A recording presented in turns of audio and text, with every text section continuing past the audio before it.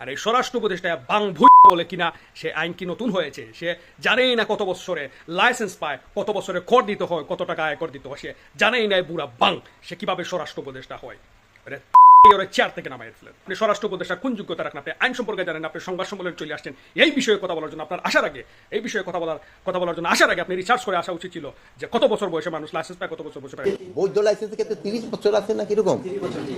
আমি অবশ্যই আইনটা মানে নতুন আইন হচ্ছে, আমি যেহেতু এই আইনটা পুরোটা দেখি না, এই ব্যাপারে আমি কিছু বলতে পারবো। দেশে ভাই কি হচ্ছে? এই লোকটা, এই অথর্ব লোকটা স্বরাষ্ট্র উপদেষ্টা কিভাবে হলো? এই অথর্ব লোকটা জানেই না কত বছর বয়স না হওয়ার আগ পর্যন্ত কেউ অস্ত্রের লাইসেন্স পায় না, ব্যক্তিগত আগ্নেয়াস্ত্রের লাইসেন্স পায় না। সে এটাও জানে না যে এই লাইসেন্স পেতে হলে কত বছরের কর দিতে হবে, কত বছরের কর দেখাইতে হবে। এই অথর্ব লোক বলতেছে এই আইনটা কি নতুন হয়েছে। তুই স্বরাষ্ট্র উপদেষ্টা, তুই কি জানোস না কোন আইন নতুন আর কোন আইন পুরাতন হয়েছে?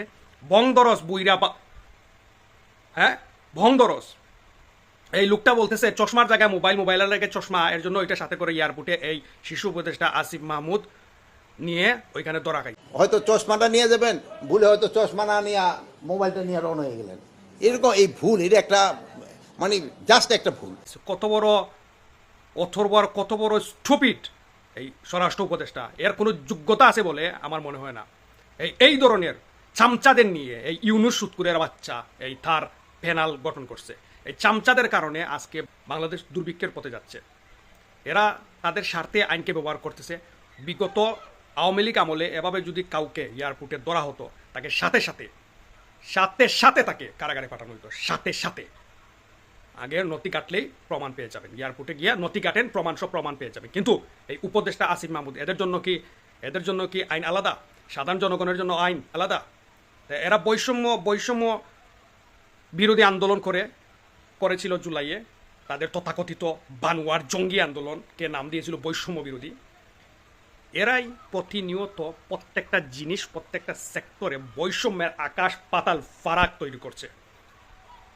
এই জঙ্গি উপদেষ্টা আসিফ মাহমুদ, সে নিজেই বলেছিল তাদের কাছে অস্ত্র ছিল, তারা সশস্ত্রভাবে তারা হামলা চালাবে আওয়ামী লীগ সরকারের উপর যদি তারা জুলাইয়ে সফল না হতো। এ তো আগেরই ট্রেনিং প্রাপ্ত অস্ত্রধারী। এরাই তো মানুষকে খুন করেছে জুলাই আন্দোলন করে। জুলাইয়ের মধ্যে এরা নিজেদের পোলাপাইন যাদেরকে নিয়েছিল এদেরকে হত্যা করেছিল এই জঙ্গি বাহিনীরা। আর এই স্বরাষ্ট্র উপদেষ্টা বাংভুইরা বলে কিনা সে আইন কি নতুন হয়েছে, সে জানেই না কত বছরে লাইসেন্স পায়, কত বছরে কর দিতে হয়, কত টাকা আয় কর দিতে হয়, সে জানেই না বুড়া